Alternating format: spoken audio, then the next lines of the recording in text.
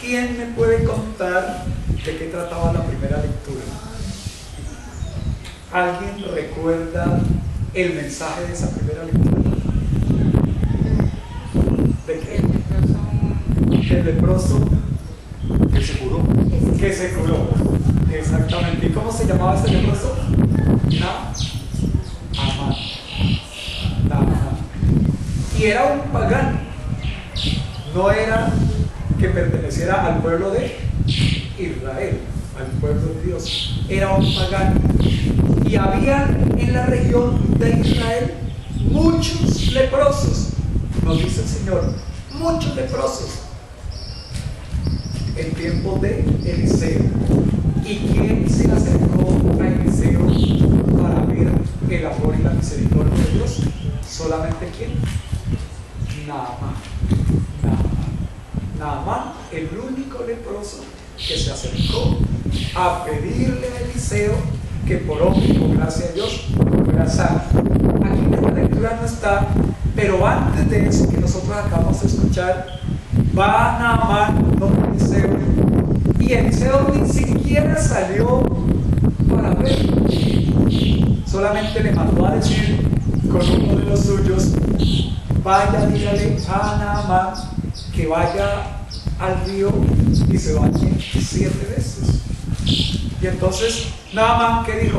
Pero es que ni siquiera salí a verme. ¿Cómo va a saber qué es lo que necesito si ni siquiera salí a verme? Entonces uno de los soldados le dice a Naamán: pero Señor, si solamente le está diciendo que se bañe 7 veces en el río, si alguien le indica que haga una cosa extraordinaria, ¿tú la harías? Y él dijo: sí, yo lo haría con tal de quedar limpio. Entonces, eso tan fácil de ir a meterse al río, salirse, meterse al río, salirse 7 veces, ¿por qué no lo hace? Pues lo hizo y dice que quedó totalmente sano. Y lo más curioso es que no solamente le sanó la piel, sino que su piel se le renovó. Dice, quedó la piel de Naamán como la de un bebé, como la de un niño. Entonces vemos cómo el amor de Dios y su misericordia es tan grande, que va más allá incluso de lo que nosotros a veces le pedimos. Pero nosotros vemos una actitud de Naamán, y es la que está acostumbrado a los bebés. ¿Qué es cierto? A veces uno está acostumbrado a pagar y ya hasta que no tenemos. Usted me da, yo le doy y listo. Hasta ahí llegó. Sin embargo, nosotros vemos que Eliseo, frente a los ofrecimientos de Naamán, ¿qué le dijo Eliseo? No, yo no necesito que me paguen. Por eso nosotros no logramos más.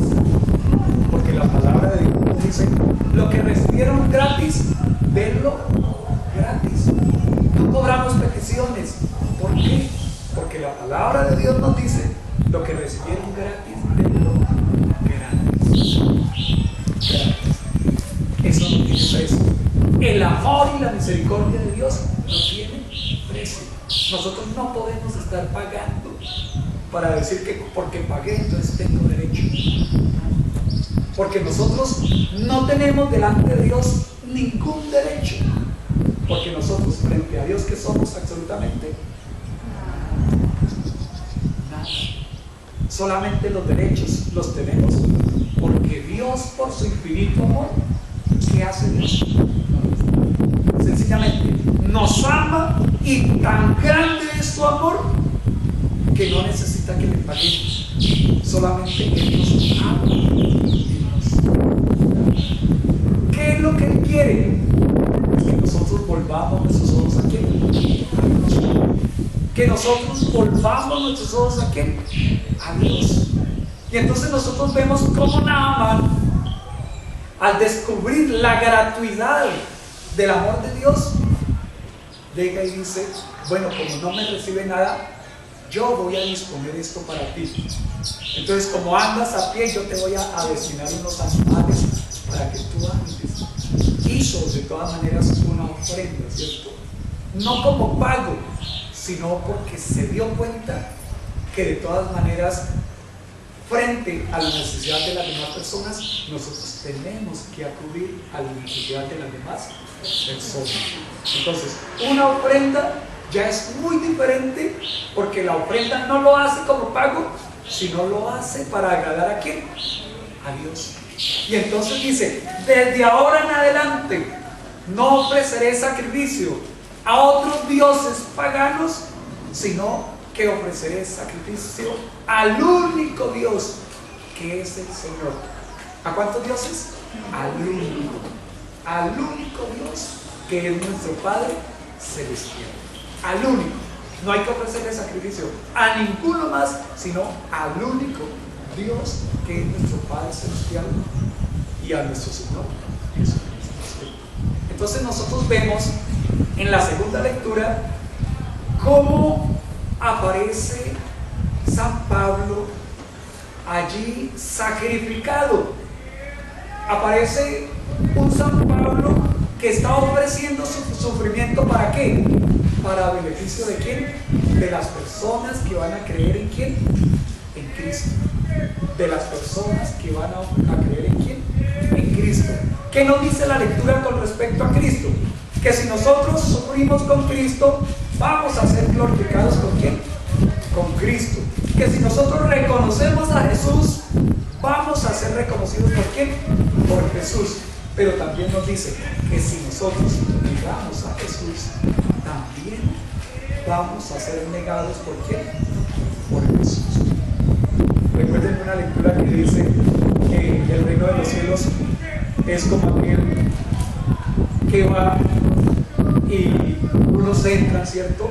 Y a veces van otras personas y le dicen, Señor, aquí estoy, y el Señor llega y le dice, pues yo no te conozco.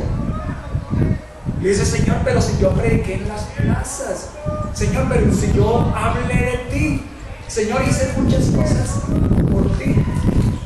Pero hizo muchas cosas, pero no lo hizo ¿con qué? No lo hizo ¿con qué? Con fe. Lo hizo por otras intenciones. Y vemos que hay personas que predican la palabra de Dios y anuncian la palabra de Dios con otras intenciones totalmente diferentes a que conozcan verdaderamente el verdadero. Y a veces toleramos muchas cosas con tal de que esas cosas que se toleran muchas veces generen que Jesús. Y eso en la Biblia, ¿cómo se llama? Sí, negociar las cosas. No podemos nosotros permitir que la simonía entre al corazón nuestro, sino que nosotros debemos descubrir que sencillamente tenemos las cosas por amor de quién. Y entonces al final dice, si nosotros damos la vida por Jesús, nosotros vamos a participar de la vida que Dios nos ha dado, pero tenemos que permanecer como fieles. La fidelidad. Hoy en día ese valor de la que la mayoría de la gente no cree. No creemos en la fidelidad. La fidelidad psicológica, dicen los psicólogos, no existe. Pero la fidelidad por obra, si uno se lo propone, sí. Y hay que educar la mente para aprender a ser ¿qué? Fieles. Y educar la mente, en el caso de Dios, es buscar a Dios con todo nuestro corazón, con todo nuestro ser, con toda nuestra alma, y tener lo que se llama el don del Espíritu Santo, que se llama temor ¿de quién? De Dios. ¿Qué es el temor de Dios? Está pegadito a la fidelidad. Es tener uno el pesar o el dolor de perder la amistad ¿con quién? Con Dios. No es tenerle miedo. A Dios no tenemos que tenerle miedo. A Dios tenemos es que amarlo. Pero debemos querer no perder esa amistad y no perder el amor de ¿quién? De Dios. Debo cuidar el amor de ¿quién? De Dios. Ese es el temor de Dios. Es cuando yo me pongo en la tarea, en el trabajo, de no perder mi relación ¿con quién? Con Dios. Nosotros somos frágiles. Y el Señor nos dice, esto lo llevamos como vasijas ¿de qué? De barro. Y esa vasija de barro, ¿qué hay que hacer para que no se rompa? Cuidarla, cuidarla. Porque en el menor descuido se nos cae y se nos rompe. A veces tenemos fisuritas. Esas fisuritas, podríamos decir, es la lepra. ¿Cuál es nuestra lepra que no nos deja estar sanos en nuestra relación con Dios? ¿Qué es aquello que hay en mi mente, en mi corazón, que no me deja estar en paz con quién? Con Dios.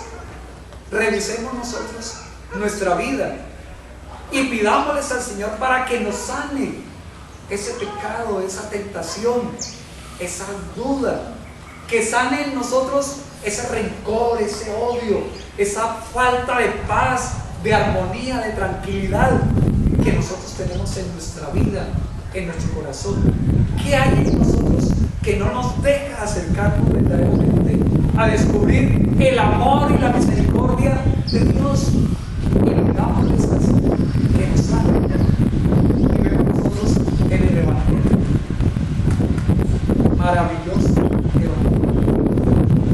en el que Jesús está por Samaria y aparecen ¿cuántos leprosos?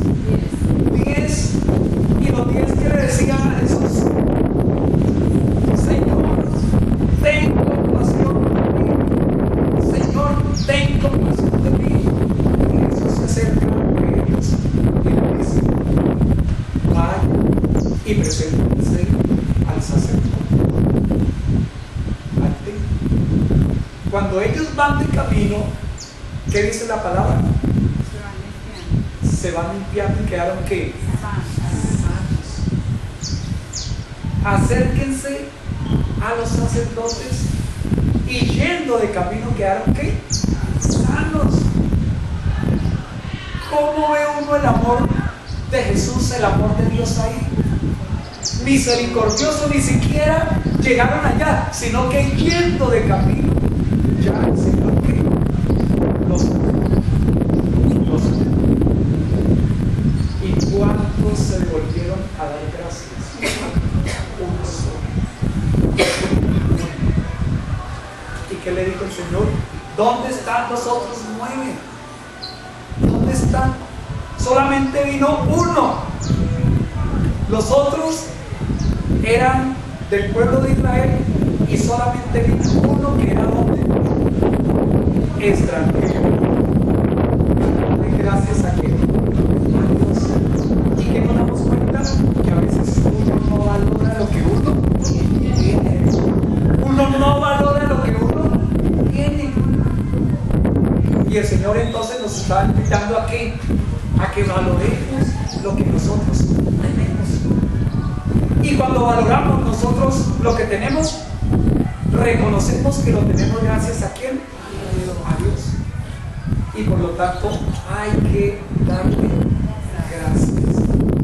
Y por eso el mensaje que nosotros vemos, primera lectura, segunda lectura frente a la acontecimiento de la salvación que Jesús nos da, tercera lectura, la sanación de los 10 leprosos. Solamente en uno nace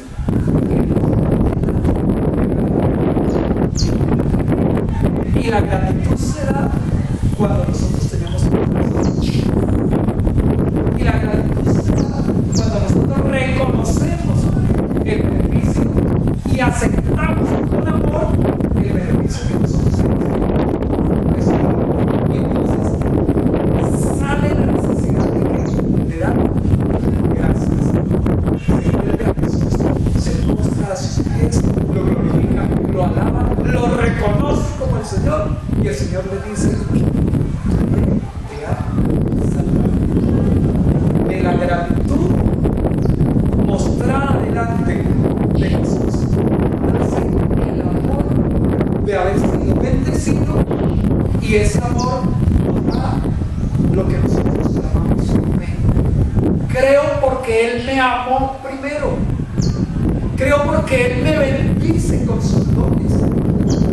Creo porque la gratuidad de Dios, del amor de Dios, todos los días lo tengo en donde, en mi vida, en mi corazón. El hecho de estar uno vivo, el hecho de rebuscarnos y arañar por el mundo para conseguir el pan diario, la salud.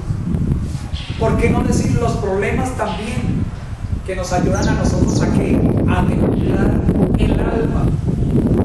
Por eso en el Eclesiástico yo siempre les manifiesto esa frase del Eclesiástico que me parece tan bonita. Si vas a servir al Señor, prepara tu alma para la prueba, porque así como el oro fino se prueba en el fuego, la vida del hombre acepto para Dios se prueba en el horno del sufrimiento. Eso sí, que nos dice que esté firme y siempre estar dispuesto a dar testimonio de la verdad, del amor de Dios que reposa en donde, en nuestro corazón, en nuestra mente. Que sea el Señor quien nos anima, que nos fortalece y que nos ayuda en ese gesto de humildad a reconocer el amor y la misericordia de Dios y a ser agradecidos para crecer en el amor de Dios y para crecer en la fe que nos ayuda a dar testimonio de esa presencia de Dios y que nos ayuda a hacer esos escaloncitos que nosotros necesitamos para llegar a donde.